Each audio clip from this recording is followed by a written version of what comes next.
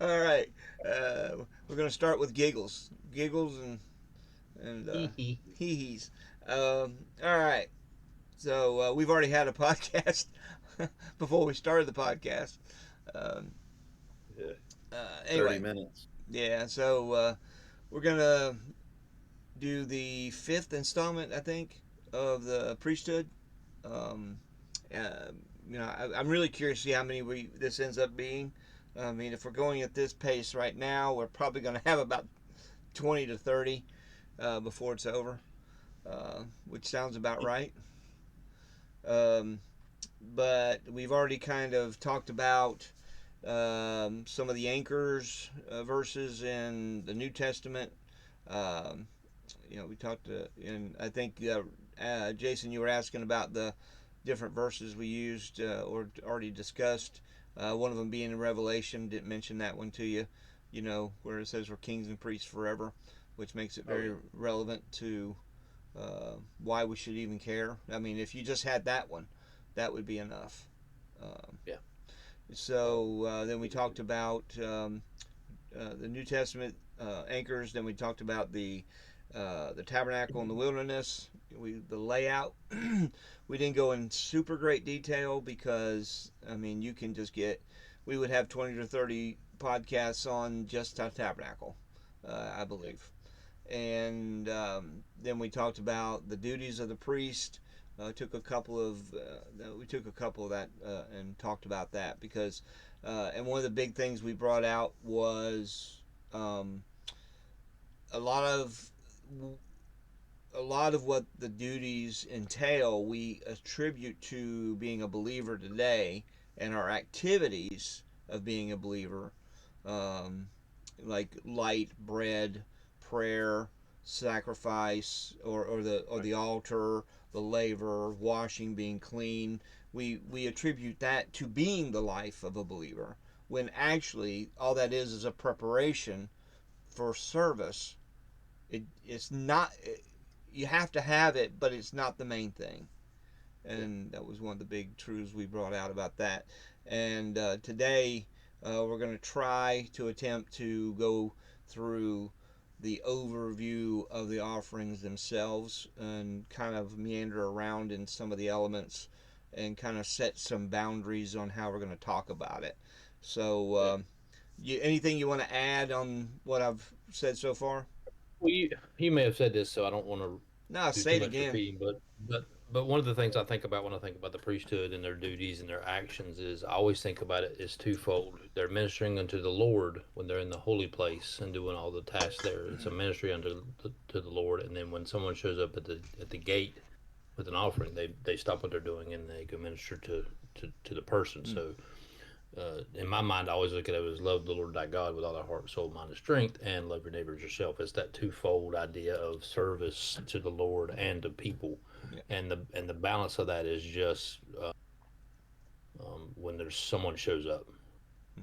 That's when you stop for, as it were, kind of doing your priestly daily duties, like Mm-hmm. your we would call like being connected to the Lord, being in prayer, being in communion with Him, and then when you see a need, you stop that and go.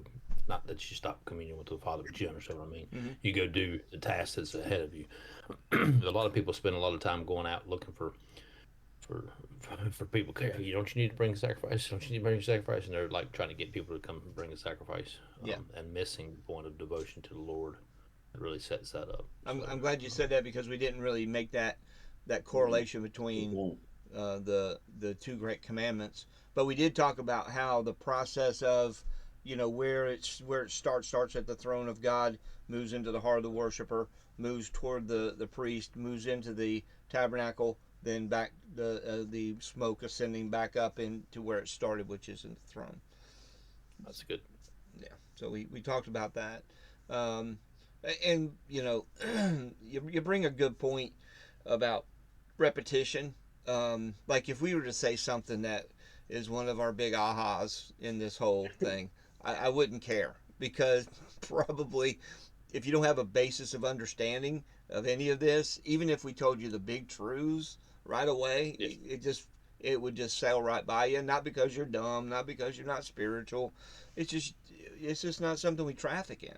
Well, it's giving somebody a piece of puzzle that they don't have a box where they don't see the picture yet.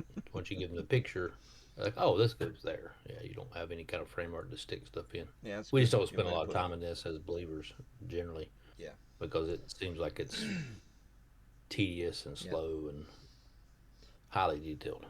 Well, But I've said this. I think I said this to Michael, to Mike in Texas, that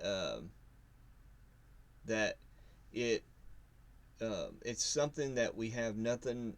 We don't have anything in our culture that matches this, and so we get to Leviticus and it's like and we bog yeah, down, or we get to certain passages in the Bible and we just go, oh, I don't get this. This is so crazy. It's this and it's that. It's like the tabernacle. It's this long and that long, and then why does it matter? But when you really get a feel for it, then you're like, oh, all these things actually make a difference. yeah, I've had to stop my brain for the last couple of weeks, and this kind of maybe fits right here. You know, we look at some of this stuff and we're thinking, what's the deal? Killing these animals, all this blood and guts, and we think, well, it's just a symbol for what Jesus would do. I'm like, it's got to be more than that. Like the thought that hit me the other week was, God does not do religious things. Mm, yeah. Like there's intention and purpose to everything He does. He's not trying to be religious when He asks us to do certain things. Right. So, like one before you get into the offerings, you look all the way back. Offerings are happening all the way back to Cain and Abel. And one of the things that I was shocked by when I studied that, it was what an offering does to you or for you. It gives you the opportunity to be generous, but Yep. also guards you from what happened to Cain. Mm-hmm. He said, if you do right, you know, I would accept it. But until you get mastered, if sin scratching at your door, ready to destroy you, like that your motivation right now and your intention of what you're doing is setting you up to be destroyed. Mm, So God's given you an avenue of worship that'll protect you if you'll follow it. that's good. And when I figured that out, I was like, wow, like we look at God like, oh, he's vain. He just wants to worship. No, He knows men worship things, and He wants to give you a safe place to do it. Mm, And that sets up all of this. yeah. So So, Derek, anything that I mentioned that we talked about already that you would reiterate or put a pin in it? No, the only thing I keep, I've been treading in the kingdom stuff for a year, 2, 3 years now, and it it's such a mirror of what Jesus is saying in the New Testament about God's kingdom and what the Old Testament is literally exposing about the tabernacle and the temple, which is this is the heart of worship, this is the heart of God, and the way you connect to God is through what Jason's saying, you love the Lord your God first.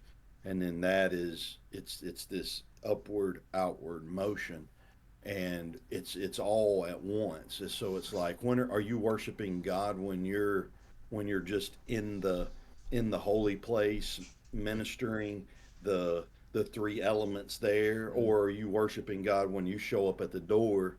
Because some and the answer is yes and yes. mm-hmm. Worship is not just, it's not just like your total devotion to God, because total devotion to God is submission to others, the willingness to serve and be ready.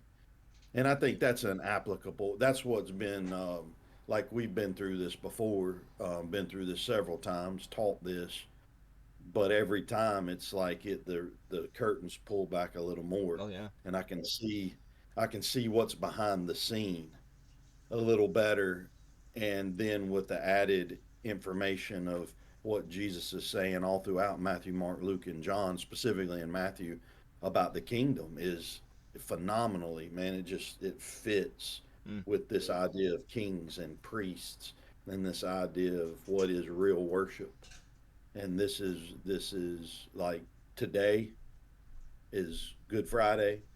This week is called Holy Week, and it's like, what's the holiest thing you can do? What makes your day good?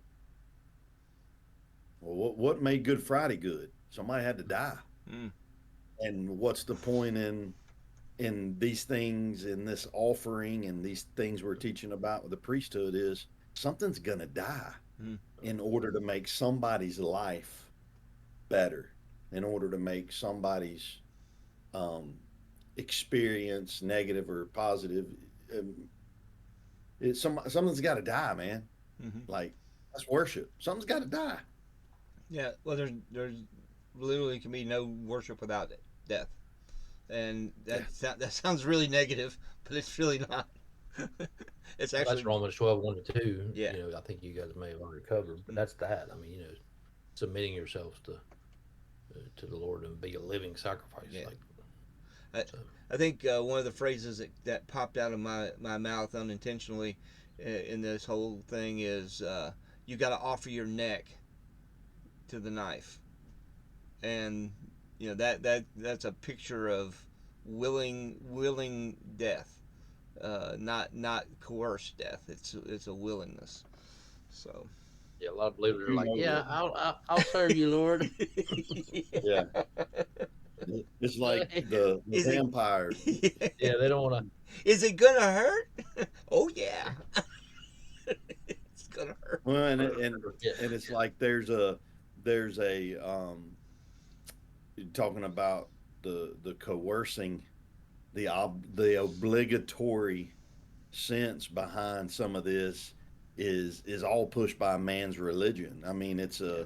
a we talked about religion earlier, and it's like early on I thought, well, I don't want to die.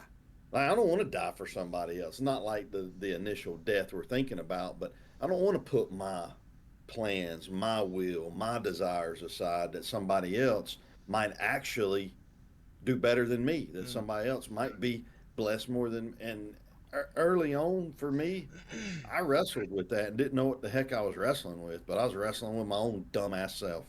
Like I was wrestling with me, and I thought it was with what I thought I was wrestling with God, Yeah. and God was standing back and was like, "Go ahead, big boy, knock yourself out."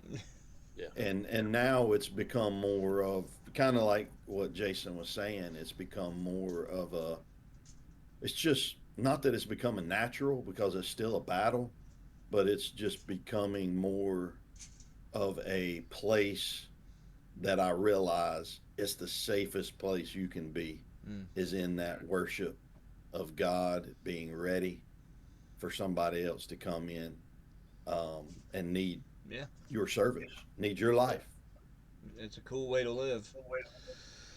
Um, Yep. okay, so we're going to, and we kind of talked about this before we got on here, but in Malachi, in the first chapter, he's addressing. There's a passage where he addresses the priesthood, and I want to read at least part of it, if not, a good majority of it, um, because it's important to get the pictures in our head and the way that we're going to be describing these sacrifices and offerings. It's important that we get the symbols down. Um, so if you Yeah, look at, I think before you read that, Bill, yeah, the idea of like God's not doing religious things. Like we've talked about the yeah, practicality of worship, but now let's talk about like you're getting ready to hit it, but the practicality of how God was going to take care of His priesthood. yeah, We talked about everybody got in the family got land to raise cattle and grow crops, but the priest didn't get one. Like they were their inheritance was the Lord Himself. mm-hmm. So the Lord is going to take care of them, and how He does that, I think, is what you're getting ready to kind Yeah. of talk about. So yeah, the sacrifices, the sacrificial system and the tithe. God, the tithe that they would give to God is now going to be given to the priests for their income, for their sustenance to sustain them as people. Because we all know you got to have. If you don't have stuff to live, you're going to die. It's Mm. pretty easy math. Um, but what had happened here in Malachi was that God starts looking at his priesthood, and the priesthood is corrupt, and so he's using the prophet Malachi to send a message to them and this is during this is around Nehemiah's time, so this is uh, after captivity. So they're coming back, getting into uh, reestablishing things, kind of after being in Babylon, and so they begin to do this, and they're not doing it correctly. And so Malachi, and just going to start at verse 6, because I mean, not that 1 through 5 is not relevant. It's just it's really jumps in verse 6. It says, "The son honoreth his father, and the servant his master. If I be a father, where's my honor? And if I be a master, who is my fear? Saith the Lord of hosts to you, O priests, that despise my name, and you say, wherein have we despised thy name?" So God's saying, you're despising me. And notice the reaction is not, "Yeah, you're right. Yeah, we don't like you." I mean, no, they're like, "What are you talking about? We're doing your work." So it's possible to think or believe you're doing what God wants you to do when actually you're doing something that really just sticks the middle finger up in his face, or spits in his face. So Yeah. just This is because, what Cain. This is huh? what Cain does. He brings an offering, but it's like, Right. you know, Abel's like realizes it's supposed to be the best and the first. Where Cain's like, yeah, I'll just bring my leftovers. I'm bringing an offering, but who cares? It don't matter. Which is what they kind of do. Yeah. Motions without heart. Motions without heart. Is that what it means? I mean, that's what I'm Oh, thinking, oh, and I don't, I don't. That's what I oh. think. Okay. That's what I'm just You saying. sound like you were Motion. giving a definition. Maybe that's a good one. I Yeah. don't know. That's Motion a without. but that's a good way to say it. You're missing the point. You know. Yeah. Um, and we do. I don't want to pick on anything because I'd be afraid I'd miss something.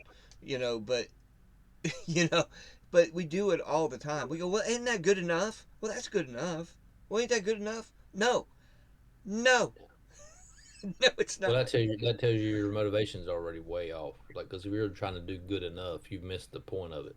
Jeez. You think the action of it's what the point is, and God's saying no. There's a reasoning behind the action, Yeah, and you don't get it. right.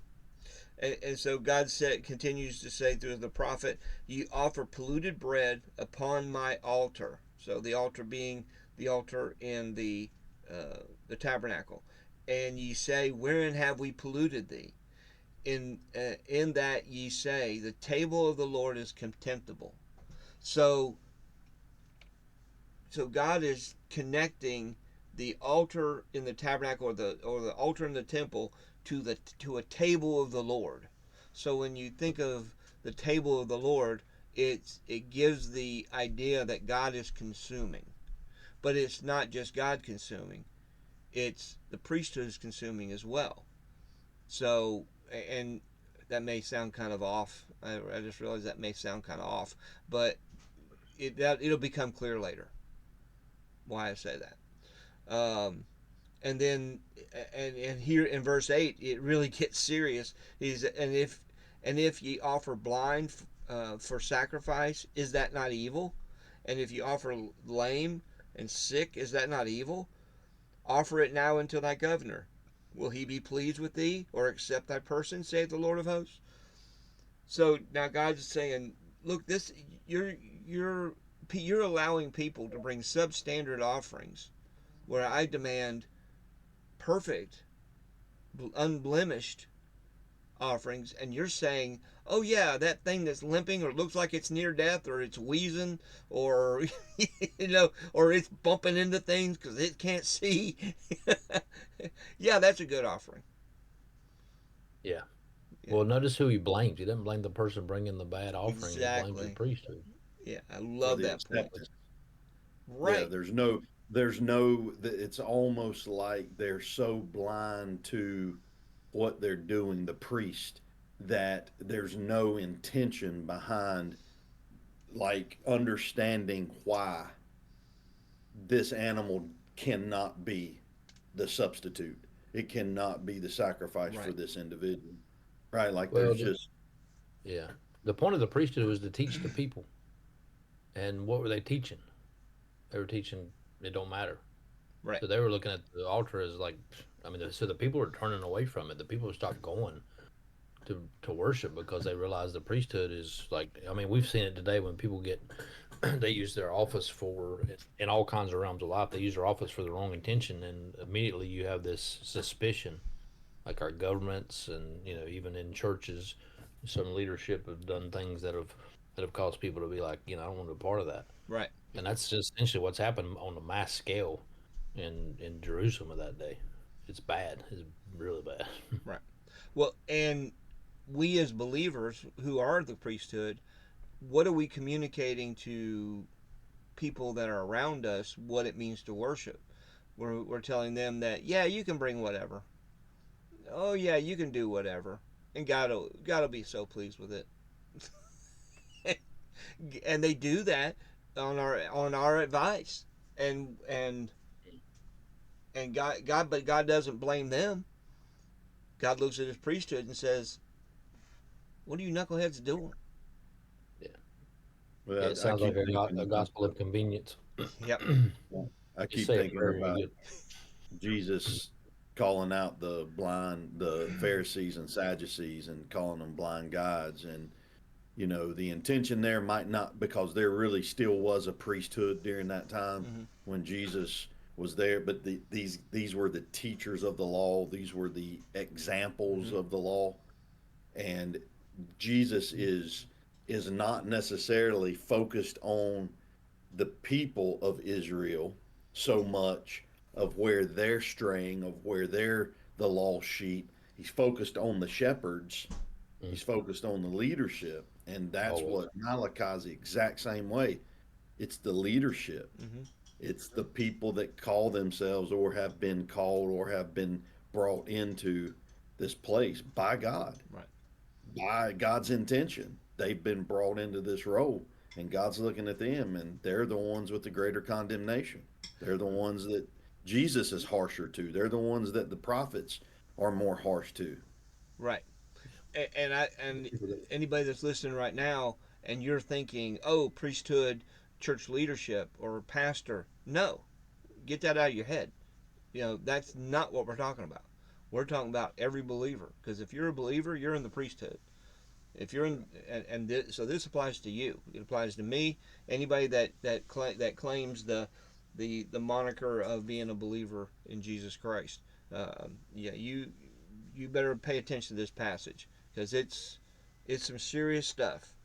It scares the bejeebus out of me. Yes, Um, sir.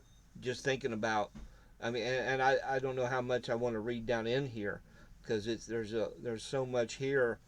Um, Man. Well, Um, talk about like look at 9 because hmm this has never popped out to me until today. Yeah. Yeah. And verse 9, it's like, okay, so we've got this problem. God's saying major problem, and there's one cure. Go, and that favor literally is the idea of seeking His face. Yep.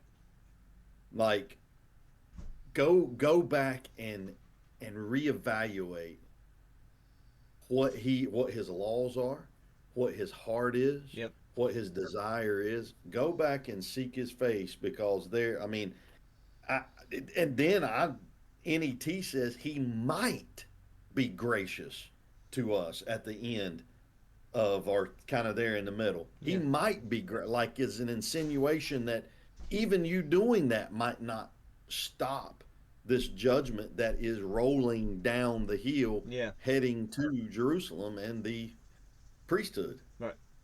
But and is God ready to be gracious? Absolutely. I think if you come from the right place and the right with your heart in the right condition, and it's a true repentance. Um, yeah, God's willing to be gracious. I made myself a note, and I think this is a good place to talk about it. See, before the priesthood came, before God instituted the priesthood, every man was the priest of his family. So he would offer the sacrifice. You see that with Job. You see that with Abraham.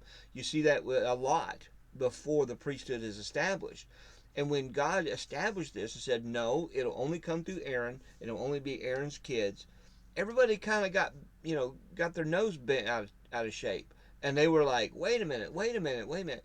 Why, what's so great about those jobs? Why can't I be uh, I want to be, and God was like, listen, he didn't really say it like this, but this is basically what he was doing. He goes, listen, I'm painting a picture, not for you, but for a group that's coming. And it's got to be a clean picture. It's got to be, it's got to fit in this canvas here. And you don't need to start, taking out your crayons and helping me out. Okay. And so Cora was like, no, no, no. And, guys like, hey, you better back up there, Scooter, because it's about to get serious, you know.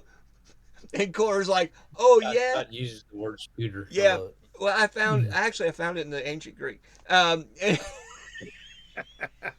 Second Bill, verse 1. Yeah, yeah, yeah. Uh, thus thou and Scooter. I found it. Yeah, yeah. So, so God says, look, Cora, if you're really serious about this, and this is the hill you're gonna die on, you're gonna die. And he winds up wiping them out, a bunch of them. But you can see, this whole interchange between Cora and Moses and everything, and you can see God going, look, I really don't want to do this. Really don't want to do this. You better Yeah. back up. And they just couldn't. They could Yeah, not get away Moses from even themselves. is even trying to be a priest for them at that moment. He's like, Yes. "This is going to end well for you." And the one that winds up saving the majority of the people, because even the group or the population of Israel at that point were on Korah's side, and they were even taking part in this cleansing cleansing of attitudes, and but it comes back to God doesn't he's trying to paint this picture, and how jealous he is of this picture makes him look really schizophrenic, you know. Yeah, Why is he being so crazy about this, but then he lets this other stuff go? Well, you're not messing with pictures most of the yeah. time. Not every Yeah, time. And it's this messing priest. with the people, Yeah. Yeah, messing with the people, because that's going back to the idea of the kings. Yeah. When you look through the kings, one of the main objectives of a king is to take care of the people, and the way the people are taken care of is through the priesthood. And when that is all out of order, the people are not being ministered to, and Yeah. God's not being represented right. And so God looks at this leadership and says, "Not you're not. It's not that they're not being perfect. That's not. We Hmm. got to get that out of our head. Yeah. That's not the point. Is perfection. The point is representing the holiness, the kadesh, the Yeah. the very who God is, generous, gracious, Right. long suffering. And these people are just they don't care. Like they really don't care, but they're still going through the motions, Yeah. and they're still being being like God's people, Hmm. but their intention is way off, and it takes us back to the Cain and Abel. It takes us back to, I mean, illustration after Yep. the illustration you're talking about with Korah. Yeah. It's just, it's about the people. Yeah. It's about the people. well, And interesting to me that these guys don't really have a choice in their occupation. Like what they're Mm. born into is this priesthood. So it's like, yeah, I don't really want to do this, but this is my lot in life. So they just go through the motions and whine and complain yeah. and grumble, which, yeah, Yeah. it's like people look at that and they go, why don't they just do something else? Well, you don't really have an option. Yeah. So, like, Which it's really, really revealing your heart. Like, how much do you care about anything? Like, you're really just, which means that we as believers have been born into a vocation that it's really not up for negotiations. I know that rubs up against our American ideas and our American, hey, I'm free and I can do what I want to do, and my position is, yeah, you can do what you want to do. But you don't get to pick the consequences. You can know. get sucked up by the earth too. Yep. It's Okay. kind of like you call him Lord, but there's zero obedience from the Yeah. heart. I think it Yep. goes back to Matthew 7:21 and that text of, not everyone that saith unto me, Lord, Lord, shall enter into the kingdom of heaven. No. And the point of that is going back to, well, what are they lacking? Well, they're lacking a heart of obedience. Mm. It's like, well, holy crap, that's all of us at times. Yeah, you better believe it. We have to be careful with the Lord, calling him Lord, but then treating him like he is Lord and Yeah. doing what he asks us to do. Mm. This comes back to not so much again the perfection. Are you not doing this? Are you not doing that? But are you doing this for others? Are you being this for others? And that's where I've learned through Jesus's teaching of the kingdom is very much synonymous with the priesthood of the Old Testament. Mm. It's still the idea of not that you can get away with being a jerk, of doing what you want to do, but I'm going to tell you, this is a very blasphemous. You can pretty much be a screw up the majority of your day and like have this crap hanging off of you and still be focused on loving God and repenting in that, but also focused on others. And God's going to protect your tail end a lot more than just somebody out here running around trying to get everything that's theirs. And I'm not saying, again, it's like we have a right to do what we want, but there is a protection over the people of God that Mm. are willing to be obedient for his honor and for his glory. Mm. And it's like I say it, I've said it many times. There's a lot of pastors you can line, like pastors, going back to the religious idea, you can line up a whole cast of 15, 20 pastors. They ain't no way I'm going to win in that lineup. Mm. I will be the first one knocked out by Yeah. my actions, by my sins, by my thoughts. But again, what are we going after? Yeah. The performance in here or what God's done in here for the performance, for the other blessing of other people. Yeah. Like, Yeah. am I using and abusing the people? Do I give a crap? Or do I realize that I'm literally put here to be a vessel, maybe not perfect, but Mm. a vessel to represent the heart of God to the world around me? Mm. And there is a great protection with that, man. It comes in every avenue of our life. When you said that, I thought of Samuel's boys, Hophni and Phineas, Mm. that they abused the people. It says, and they were terrible, terrible priests, and to the point that's what instigated their idea of the king, was because they could not see themselves being ruled or governed by those two guys. Wow. Yeah. The same thing happened with Aaron's two of Aaron's sons. Mm-hmm. They were Well, flipping about the holiness of it. They were just like, yeah, we'll just do it however we feel like. I mean, but, not Hophni, realizing there was prescription. yeah, Hophni and Phineas was not Samuel's. It was Aaron's. When you said that, I think that's right. I don't know. Yeah. Look it up and don't tell me. Um, uh, but but it's a great point, huge point. Well, they're both the same issue. They both Yeah, had the same issue. yeah. So we'll read a little bit more here in Malachi. So verse 10: Who is there even among you that would shut the doors for naught? Neither do you kindle fire on my altar for naught. I have no pleasure in you, saith the Lord of hosts. Neither will I accept an offering at your hand. For the rising of the sun, even going unto the going down of the same, my name shall be great among the Gentiles, and every place incense shall be offered in unto my name, and a pure offering. For my name shall be great among the heathen, saith the Lord of hosts. So it projects this into us, the Gentiles. Um, you might say, well, that's a physical projection, where they're actually practicing Judaism. Um, but I think, in my mind, it kind of it's what we're talking about, the spiritual nature of it.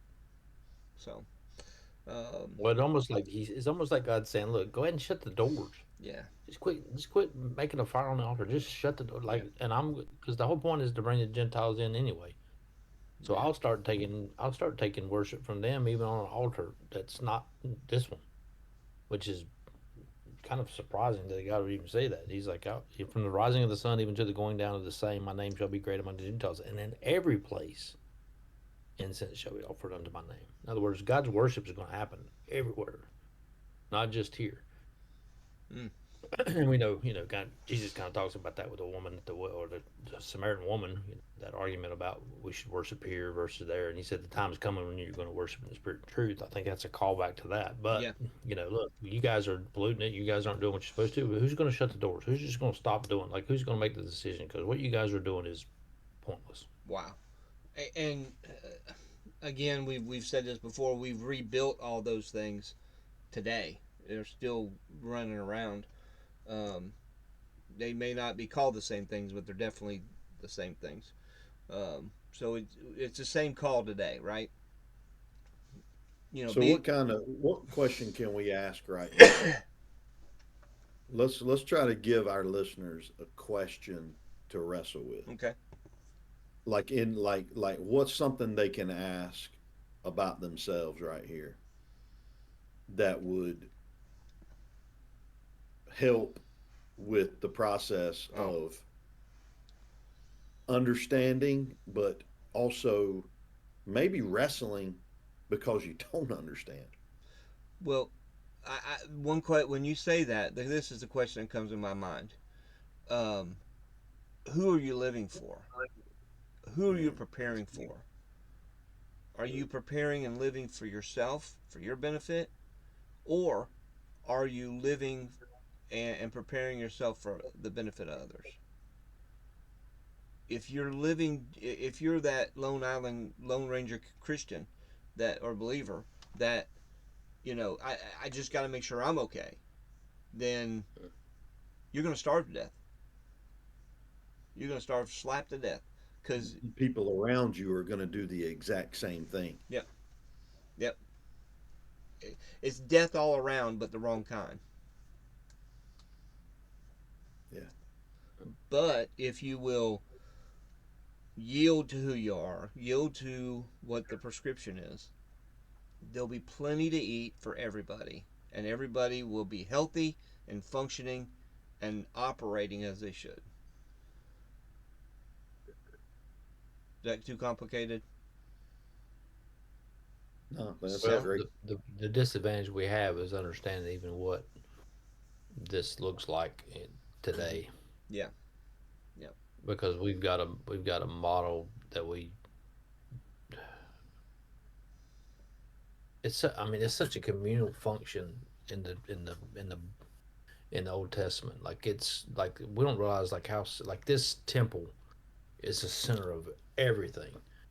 The worship of that at that place 7 times a year they're going up, or not, during the feast days they're going up to celebrate. They're going. I mean, it's such a center point of human life for the Israelites, yeah, and to realize that it's contaminated and and despised and totally just like God is kind of going, ugh, I don't even want to look at it right now. yeah, And they're still going. I mean, we're not talking about like one year. We're not talking about 5 years. We're talking about hundreds of years. And God's like, I'm done with it. I'm yeah. done. I'm just done. Well, I think from the return from Babylon till the time Jesus showed up was what, 400 years? Yeah, he didn't. After Malachi, he don't talk. God, it's almost like God's like, I'm done. I'm just done talking.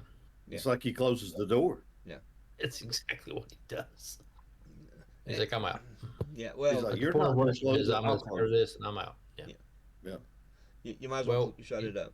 Yeah, yeah. I mean, we didn't really talk. Maybe you guys talked about this during the tabernacle layout. You got the ark of the covenant. In the back of this thing, and that's representative of God's presence.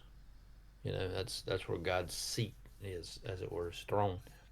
And then when Solomon builds the temple, the glory of God fills the place, and it's like amazing. God shows up. and that huge sacrifice that Solomon does.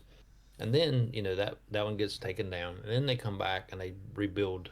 They call it Zerubbabel's temple or whatever. And they all kind of go. They finish the work, and then they do an offering, and then like nothing happens. It's like, and they're sad. And people say they're sad because it's not as glorious and beautiful as Solomon's temple. And I think it's more like, hey, God's glory is not here because they don't have the ark. The ark was never in that temple. Hmm. So Jesus comes on the scene, and they're still doing all the stuff. They're still Herod comes and extends the temple, makes it beautiful and big, and all that stuff. And Jesus shows up, and everybody's like, "Wow, look at this place! It's amazing!" And God's like, Jesus is like, "It's still nothing. It's still empty. Yeah. I told you guys a few hundred years ago. And they're still doing the whole go through the motions, do the stuff, Yeah. and eventually, God's like, I'm taking this thing all the way down. We're Yeah. done with this thing. And my people will be my temple. Yeah, My people will be my tabernacle, which yeah. is that's an incredible idea. So Well, I mean, yeah, the whole point was to host the presence of God. That was the whole point of the temple, that people could come up and actually worship the Lord and be in His presence. And God's ultimate plan was always to live in us. right. That was So his operation. That was his plan from the get go. if this is all relevant, right? And we have established we are the priests. We're believers. We are a spiritual house. We represent the structure itself, but we are also the spiritual priests in the order, and Jesus being our high priest, which makes it clear who we are. We're just the ministering priests, and which is everybody else. There's no hierarchy. That means that we need to be very aware of. We've already made it clear where we work. Right, we work in the tabernacle, and this being our tabernacle, each believer is a tabernacle. And how many times can I say that? I'm trying to really punctuate it. Can you tell? Um, so that means there are sacrificial things that need to go on, which means we need to understand what they are. If you don't understand the sacrifices that are going on, you're just going to be doing things willy nilly. Now, every once in a while, you'll be that blind pig or blind squirrel or throwing a dart at the dartboard, and every once in a while, you hit the bullseye. But it'll be accidental. So the question, I guess, is does God honor a priesthood that accidentally gets it right?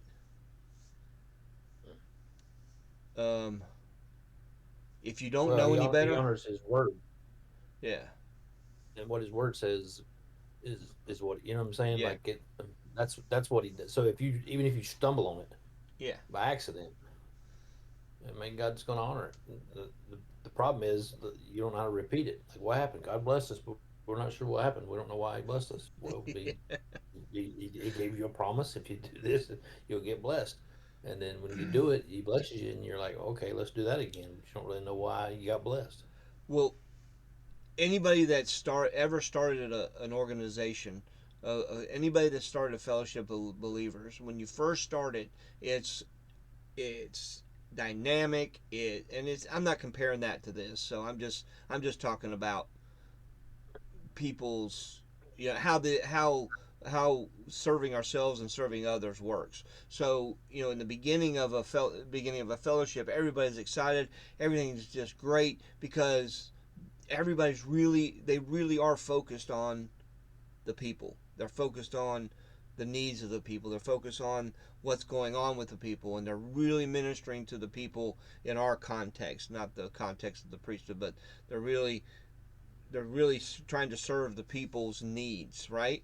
And then over time, and it usually is a 7-8 year window, where all of a sudden it shifts from serving the people to the people serving it, and it becomes about keeping the thing up and going, and Maintain it. Yeah. maintaining it, and how many bodies do we need to throw under this thing to make sure that it survives, um, and and it shifts. So then it becomes less dynamic. It becomes not beneficial. It's not serving the needs of the people. Well, this whole system is built around serving people and serving the needs of the people. And now Jesus said something very curious, and for years I had been. It was kind of like a splinter in your brain. You know, it's not a big deal, but then it just becomes a big deal because it just festers, and that is serve ye one another, right? And that I was always like, yeah, but there's got to be some point where I'm being served and not serving somebody else, right? So how's that going to work? But in this system, it's perfectly balanced to where when someone is in this system, if you're serving somebody at the same time you're serving them, they're serving you at the same exact moment. And it's the only system that I know that will actually do that. Well, that's the rub, though, isn't it? Like when you start a new project or whatever, you're like everybody's excited about what's happening. They're happy to serve each other because they're looking at like this whole Yeah. thing is moving, it's successful, and things are happening. And then eventually that grind settles in, and then it's like, I'm getting left out, or I'm getting neglected, or I'm getting Yeah. not, you know. So then you start looking for ways to satisfy yourself, Mm. and Well, then it's everybody just like starts the doing other that. ones. It's Yeah, just like which is the other exactly what happens in ones. Malachi. It seems like, yeah. What was you saying, I just Derek? had a thought. Oh, sorry. I just had I just had a thought while you were talking about that. You know, it's like 7 or 8 years. You know, you kind of get into that grind, and I'm like, is that why God gave us Sabbath rest every 7 years, like as a reset? Maybe. Like the debts are cleared, and then every Well, seven sevens, there's a total surrender of debt, and everybody gets their land back, and everybody kind of starts over. isn't it amazing that, like, I know you and Bill, you and Jason too can appreciate this, but like everybody else is looking for something new a lot of times. They're looking for something fresh because this Christian life gets monotonous. It gets dull. Like we can go on and on with adjectives, Mm. and then it's like we see something new flame up, and we want to take all our wood and go over there and start fueling it, and we want to put into that because it's like where we're at's just it's the same old man. Like and it's ironic that every one of those are going to lead to the same result. I'm not saying you don't need, like, let's do institutionalism for a second. I'm not saying you don't need institutionalism. It's not my point. But my point is, this is an individual service as well as a corporate service. And when I say service, I'm talking about what we're talking about with this idea of the tabernacle worship, this ministering in the holy place, out to the courtyard, out to the gate. My point, this is going to feel mundane at times. This is going to, we are going to wear the freaking land out, and it does need to rest sometimes Yeah. because the crops do a number on the ground and the treading on it, the working it, and there's times when we just need to push the button, reset, take a step back, maybe even let the door close for a time, and realize, holy crap, I'm over here, and I like I've had that happen to me so often in the last couple years. Is like, dang, Derek, where you building again? Mm. You're building your own empire, dummy. And it's like, oh, that's why the kingdom always feels closed to me.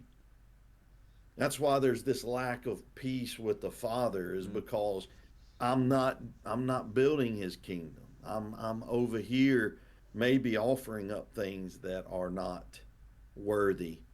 Um, the motivation is off. So there's this dynamic that this is this is for us as much as it is for the people that are still outside just bringing in a sacrifice. This is for the people that are in. Yeah. This is a reset. This is a reconnect with intention, Yeah. and that's where I'm constantly almost nowadays. kept in check, which is great, but it's daggum dreadful at times. Yeah. Painful. Thinking about what you read, Bill, in Malachi. Like, what was the motivation of the priesthood to take those kind of sacrifices? Mm. Like we talked about what they should be teaching the people, like they should bring a specific sacrifice and it should look as that. But what would be their motivation for taking that stuff? It's like bring it whatever we want it because it's bringing it to us. You know what I'm saying? Like they get Yeah. their part. Yeah. I mean, it's less work. Um, you don't have to be as meticulous. You're definitely going to become a popular guy with the people that are coming because they want to get they don't want to give they don't want to give their best. They want to give something substandard and but still feel like they've done their duty, right? Yeah. Oh boy, what am I saying now? Um, and we say, oh yeah, sure, that's fine, no problem. Yeah, that'll work. And people go, oh good, I've done my duty, I've done my thing, and now I'm justified, you know, in the sight of God, and I can go back and take the thing that really I would have been upset to lose, and I get to keep it and get rid of what I wanted to get rid of. That didn't really cost me anything. Yeah, you got two like one end of this in Malachi they're doing like bring whatever. And then when Jesus comes on the scene, they've made it so meticulous that they're almost being deceitful and saying, "Ah, your lamb, we can't take that one. Let me say mine, or let Yeah. me right. You just have to It buy this one. just And so oh, by the happens way, I it's got oh, something by the for way, you. it's 4 times what you would normally pay for a lamb. Yes, twice the cost, but it's going Yeah, to be exactly what you need. Ain't yeah, that crazy, man? We live one way, and then God's like, you need to correct yourself. We're like, oh yeah, okay, and go yeah, all the way to the other side. We yeah. can't seem to You painted a good just picture of the somebody coming back to the priest and going, "Yes, this lamb's good," right, right. and you know, ushering Let it me go. through. Think Let me about go to. Let me go to. Let me go to that priest because he lets me slide. Yeah. I'm not going to that guy because he'll never like he never lets he never takes anything I bring. Yeah. Mm. so here's a question for you to wrestle with. Oh, And gee. it's you can answer Thanks. it. You can answer it. Okay. We've all been there. Like we've all been the disciple maker Mm. that has sat down with an individual Yep. and has had to be the one to say, "Yeah, what you're doing looks good, but this is what the real point of us meeting for. Yeah. It's that you lose your life, Yeah. that you might find it. It's that you deny yourself, take up your cross, and come follow me." Mm. Like this, oh, it used to pain me to tell the truth when I met with the guy because I didn't want to be the one that was like, the reality of this is, man, this thing's real. Mm. And when we're one on one, it's so much better because we've all been in front of the crowd as Yeah. the preacher, and it's so much easier to slide by that way. But when you get with an individual, and so we'll talk a little bit about the challenges that I'm, because I know you know what I'm trying to Mm-hmm. say. I'm not articulating it well, but like this is the role that we play now compared to the role that I wasn't fully aware of years back, Yeah. where you've got to be like you're the not the bearer of bad news. It's not bad news. It's the best news. No. But we like yeah, everybody else is doing this and they're saying it's okay, but we're saying this is what Christianity is built on. This Right. is what so Yeah. talk about that for a little bit. Well, like, and I've said this, and you're going to hear it throughout this teaching is, um, the priesthood and and disciple making mirror each other in some aspects, not perfectly, but they overlap in some areas, and that's one of them, because just like I've been in conversations, um, where they're like, oh. we're gonna. This is the standard we're gonna follow for the world impact. Yeah, yeah. I hear there's billions of people out there, but there's people group of 6 million people, and I'm gonna reach those people. Isn't that good enough, Bill? And I'm like, no, no. There's a standard. There's a goal. And it's not my standard. It's what God said, not what I'm saying. It's just like what we're going to be talking about with the priesthood. It's not. I didn't make up these standards. God gave these standards, and so I say no, it's not good enough, and they're like, Bill, you're a turd. Well, I well, I'm not trying I've to been I've be. been I've been accused of being super critical Yes. because people are saying, "Yeah, this we're making disciples." I'm going, Mm, That's right. "No, not really." Almost Like, repels people. To a point, it's yeah. almost like the truth that we're holding to is a repeller.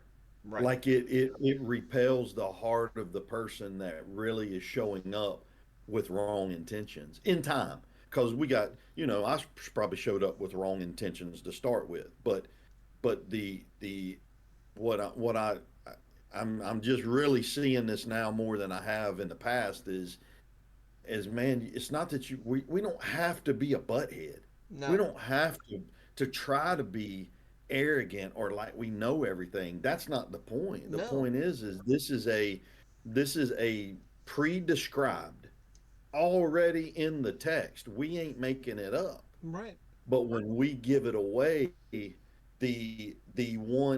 like the truth weeds out eventually. Yeah. We talked about that so often. The truth, if you hold to it, if you keep the idea of world impact through one person, no matter Mhm. what they are, for the sake of world impact through one person, for the sake of world impact through one person, if you hold to that, dude, you're gonna lose more people and you're gonna gain. Yep. Yep. Ain't no doubt about it. And we kind of got off on the stop making. That's fine. The It's like as you were saying, I got this picture in my head.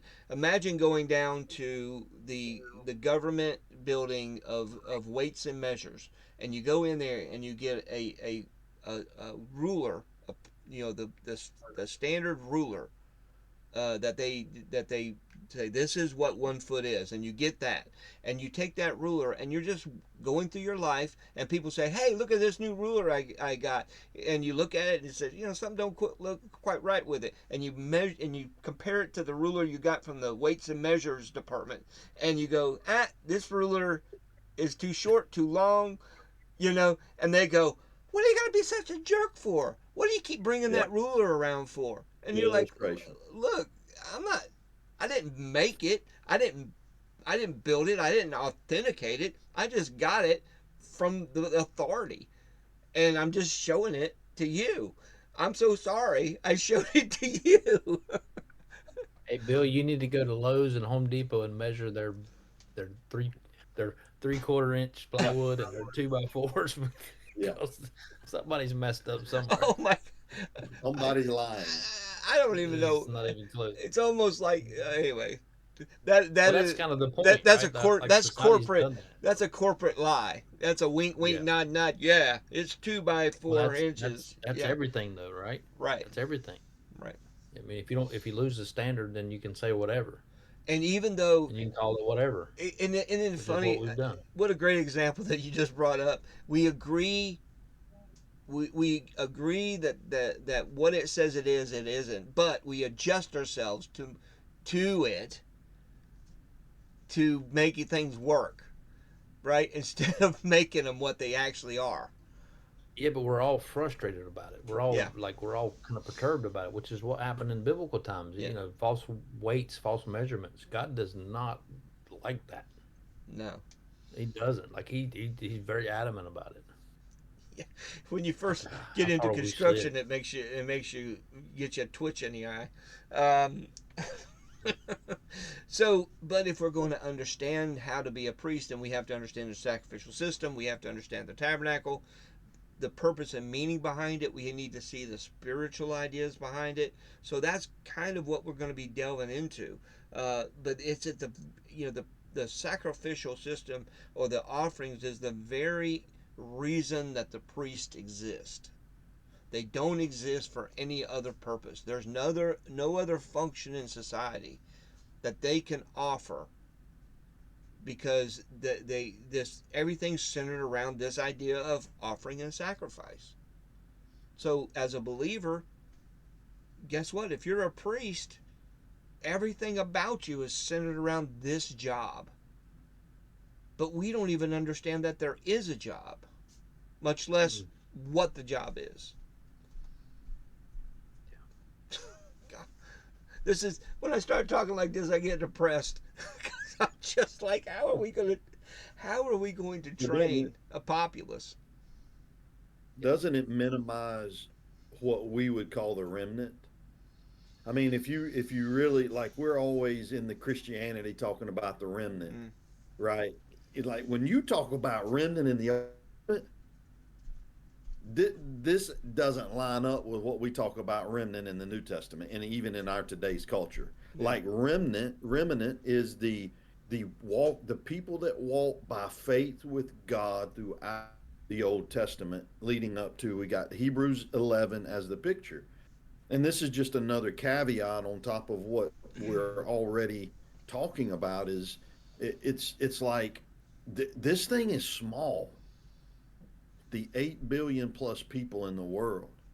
This movement of true walking by faith with the standard of understanding priesthood, understanding the king, and then understanding what Jesus was saying about discipleship. It's small. It's not big. Mm. Now, does that mean that we're the only ones going to heaven? No, that's not the point. We ain't talking about heaven and hell. Mm. We're talking about what are you doing right now that benefits the world around Right. you, that benefits the people.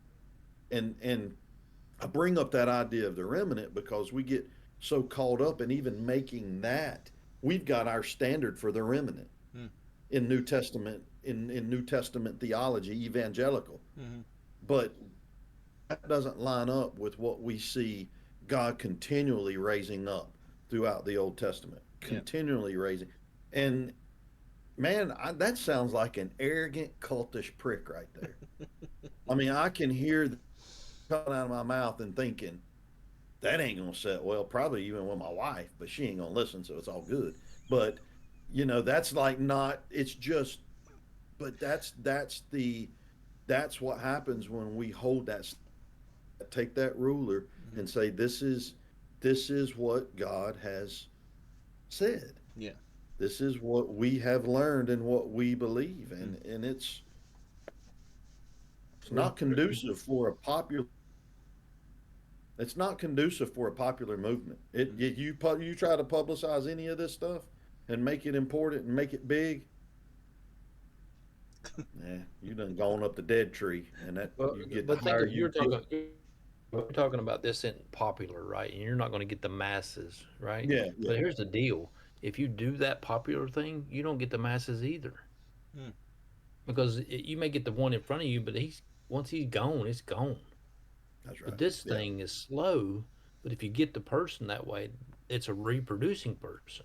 I found this on the internet the other day. I thought, my word, how important is what we're doing more so now than ever? Can y'all see that? Mm-hmm. uh, You're 45 degrees. that's all. If you're 45 old years or older, Plus, Oh, the popular world population has doubled in your your lifetime. lifetime. I would agree with that. I'm 50. I Like remember how when it much was more 3 important billion. is how much more is it importance is multiplication now in this standard? Yeah, Like if you keep changing the way to get this done, you're not gonna get them. I mean that's amazing to me. That means there was 4 billion people when I was a kid. Now there's 8 billion. What's gonna keep pace with that? I mean, a billion is 1,000 millions. There are 8,000 millions of people on the world. Not 10 million, not 100 million. Mm. 8,000 millions. Wow, that's nuts. There's no other way. Right. And I mean, so, as arrogant as it sounds, as mean as it sounds, you can't change it. and just because this task is huge and depressing to me in a way, not depressing as far as acting it out, but just depressing because it's something that's so far removed in our culture anyway. There's some cultures that would get it faster because they have it sacrificed in their system, but just because the mountain's high and is intimidating doesn't mean we don't take steps. Doesn't mean we don't climb rocks. Doesn't mean we don't pack a lunch. We just Even if the task seems impossible, he still asks us to do it. You it, give him yeah, something. it's just like to stop making world impact. We just gotta start moving and let God worry about it.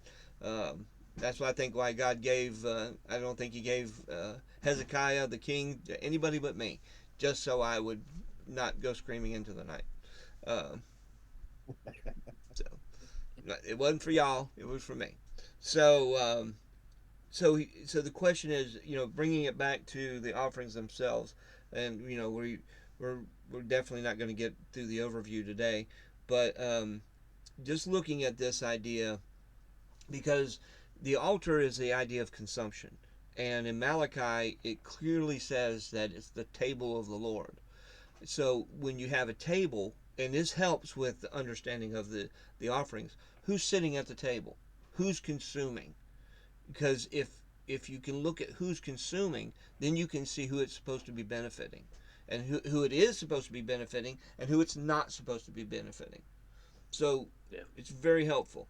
So there's at least four participants at the table, and I'll let one of you guys take it. Yeah, that I think years ago when you taught me this idea of the different the different five main offerings that we talk about and what each one represents and sitting down at a table for a meal really kind of helped me understand the framework. And once you get the framework, it makes it a whole lot easier. So I guess just walking through them, you've got burnt, Talk about you've the got people. meat. Talk about the people at the Well, I've got table. to say those five, and then I'll talk about the people at each one, No, right? So you no, got no, burnt no, no, meat, no, no. You'll do it shush, my way. burnt You will do it my way. meat, peace, Name the people. sin, trespass. Okay. So so if the He ain't if the listening. He's not listening. I'm gonna keep you ask me to do it, I'm gonna do it. Now shut your mouth. Uh, so burnt offering is the first one, right? So a person brings an offering and they put the whole thing on the altar. So that altar, that brazen altar in the tabernacle and the temple, that's God's plate. Everything that goes on there is His. He eats it. So if it's a burnt offering, everything goes onto that altar and the whole thing is consumed. So that means God consumes every bit of it. He gets all of it, right? So the next is a grain offering, or I think King James calls it meat, which is funny because it's not meat, it's grain. But an offer would bring that, and the priest would take a token of it and throw it on the altar. So that means God get a small portion of it, but the rest to the priesthood. So in that you got God eating a little bit, but mostly the priests are eating in the grain offering, right? And then the best one I think is the peace offering, where a person would bring an offering, and it was for communion. It was for this. Hey, I'm bringing peace. God will get a portion. The priest will get a portion. The person who brought the offering will get a portion, and the people that he brings with him. So everybody's sitting down at the table. So you have God, you have the offerer, the offering, and the priesthood all taking part in that part.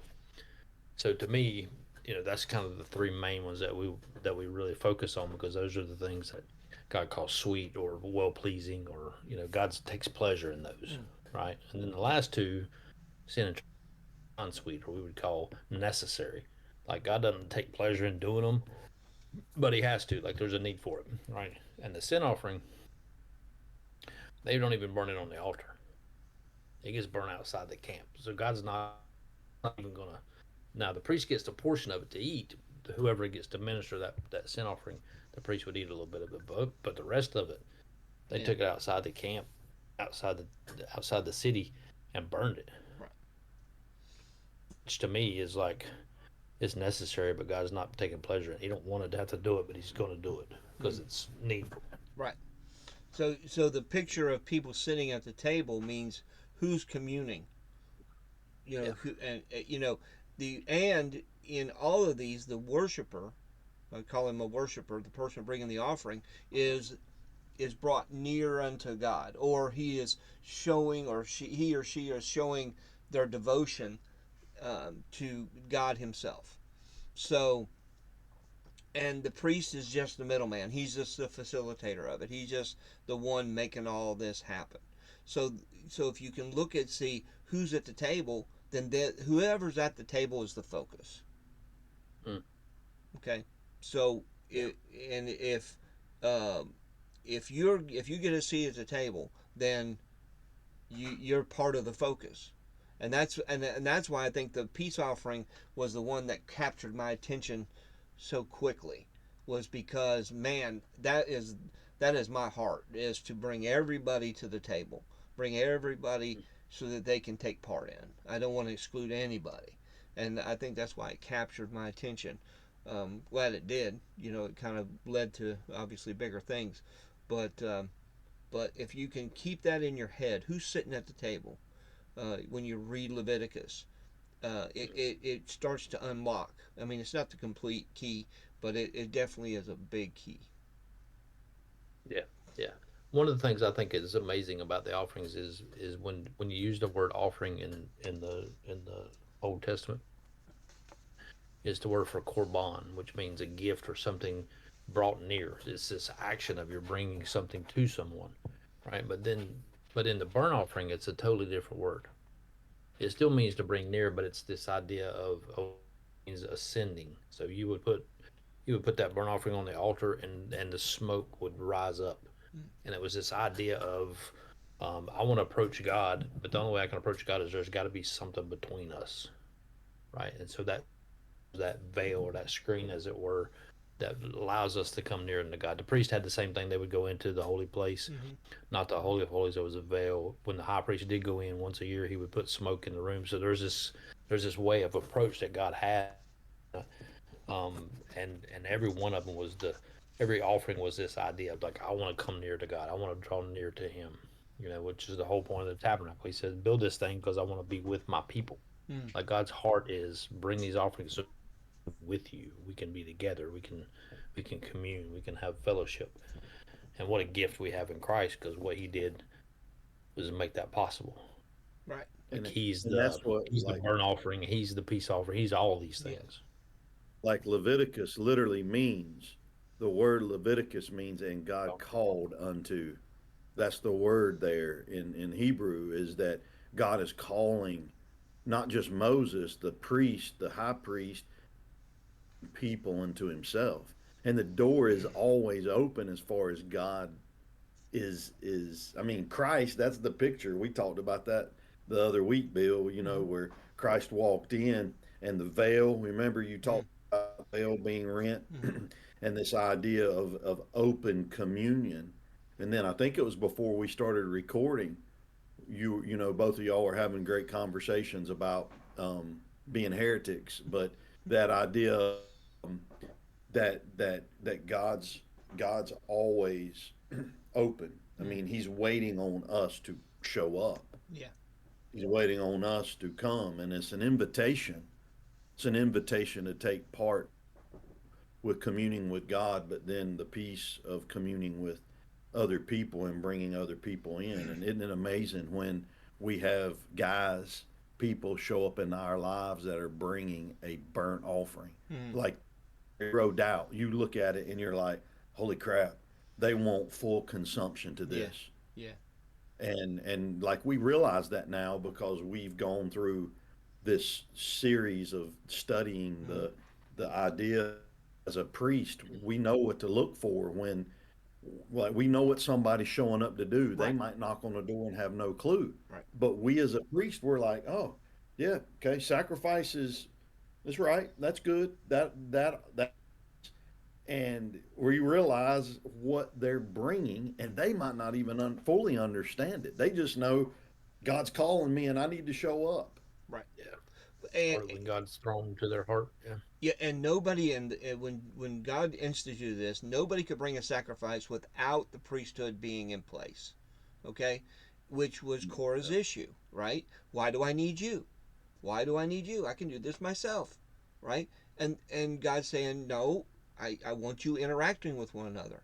So even today, and I've heard this criticism about this teaching is they go, I don't need no priest.